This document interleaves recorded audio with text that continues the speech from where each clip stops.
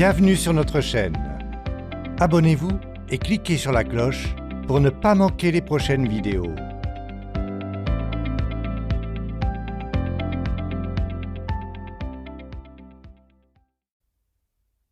La différence entre emploi et travail.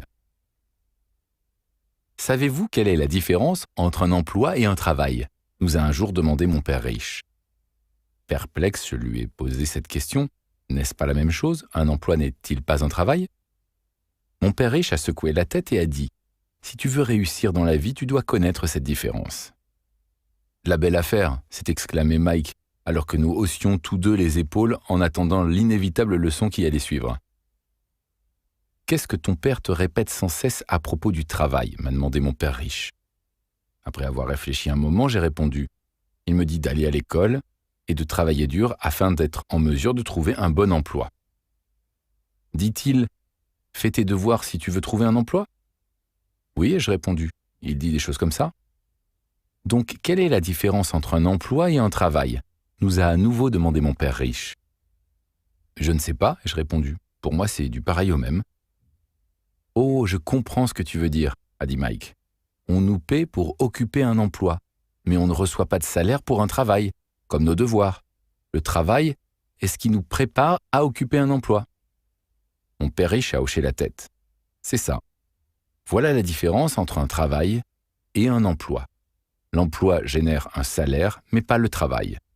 Se tournant vers moi, il m'a demandé « Es-tu payé pour tondre la pelouse chez toi et ta mère est-elle payée pour faire le ménage ?» Non, ai-je répondu, pas chez nous. Je ne reçois même pas d'argent de poche. Es-tu payé pour faire tes devoirs? M'a demandé mon père riche. Ton père te donne-t-il de l'argent pour que tu lises des livres?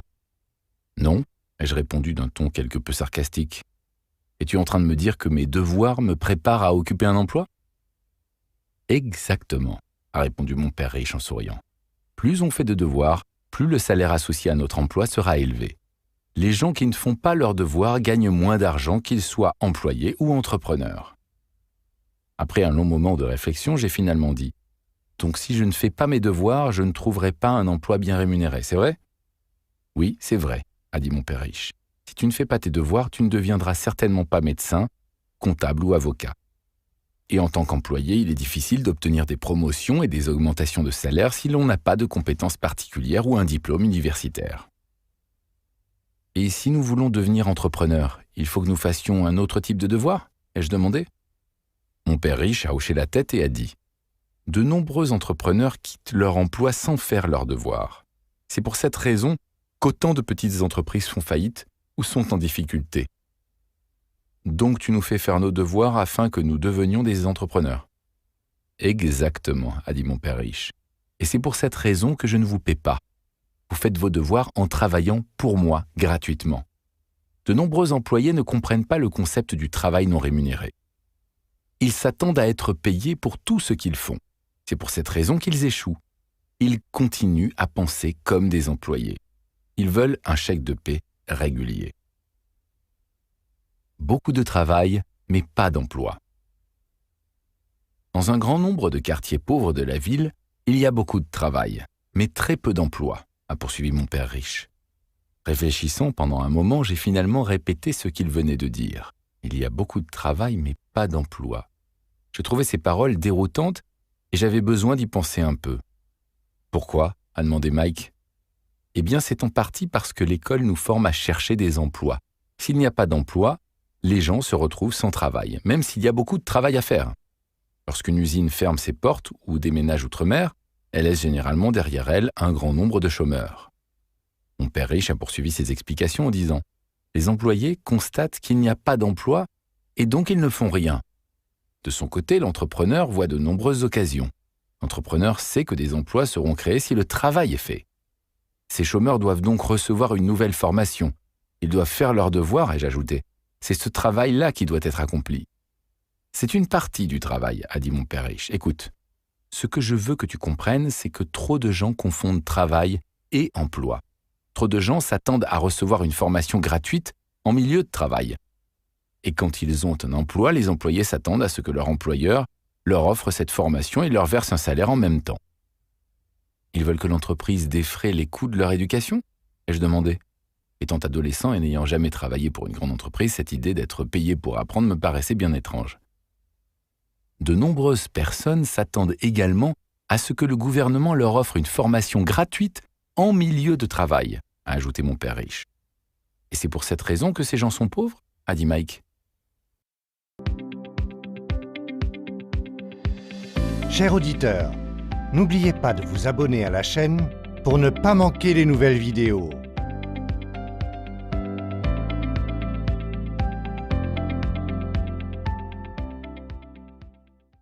Ce n'est pas seulement une question d'argent, mais d'attitude par rapport à la valeur de l'éducation, de la formation et de l'acquisition d'habiletés en échange desquelles d'autres seront prêts à payer. Mon père riche a acquiescé.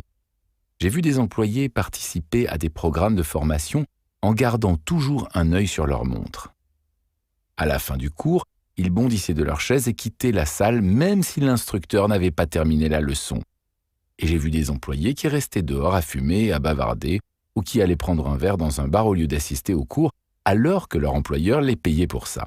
C'est pour cette raison que tant de gens ne réussissent pas financièrement. Ils refusent d'apprendre, même si la formation est gratuite, ou s'ils sont payés pour le faire. Et ceci est valable pour les employés, comme pour les entrepreneurs.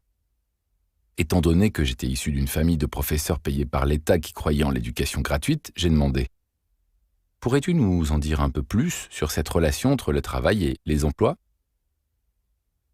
Les médecins travaillent gratuitement. Bien sûr, a dit mon père riche, les médecins consacrent beaucoup de temps et d'argent à leur éducation avant d'être rémunérés pour leur pratique. C'est l'une des raisons pour lesquelles ils gagnent plus d'argent que la majorité des gens.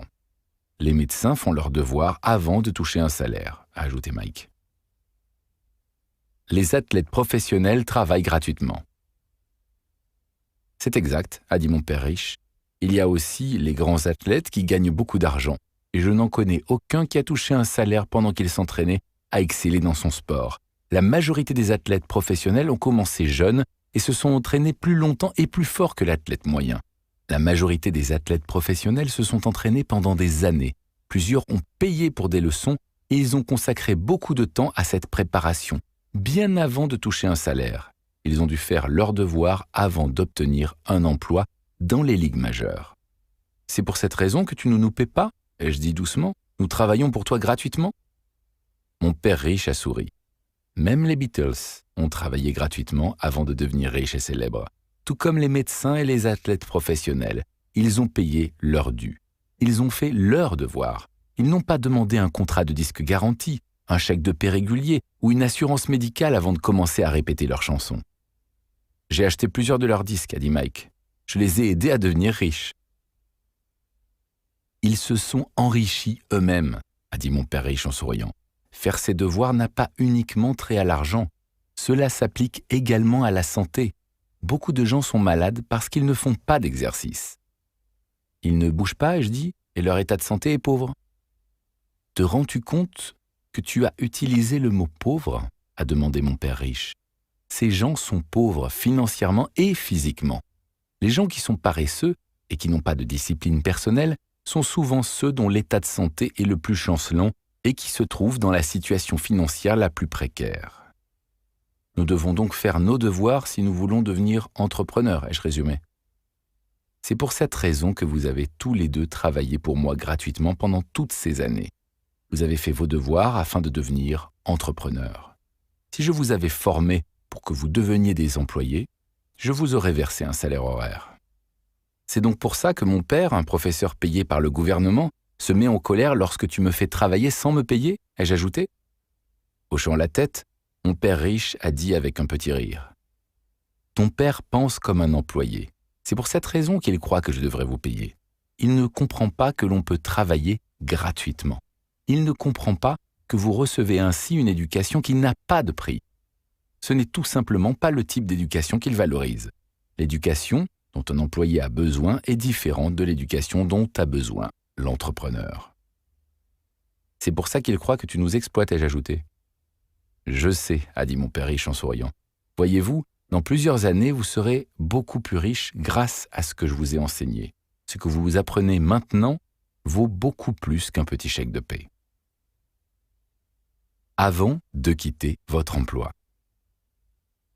Avant de quitter votre emploi, vous devez comprendre qu'une entreprise repose sur la combinaison de nombreuses tâches différentes. Mon père riche disait « Si un employé réussit très bien, par exemple dans le domaine de la vente, cela ne veut pas dire qu'il réussira en affaires. » Il voulait dire par là que la vente n'est que l'un des nombreux aspects des activités d'une entreprise.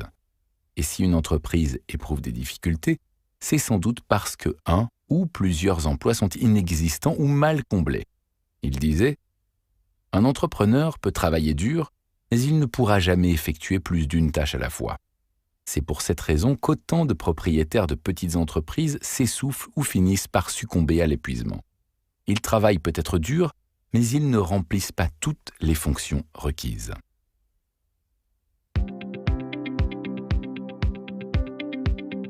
Nous espérons que vous avez aimé la vidéo.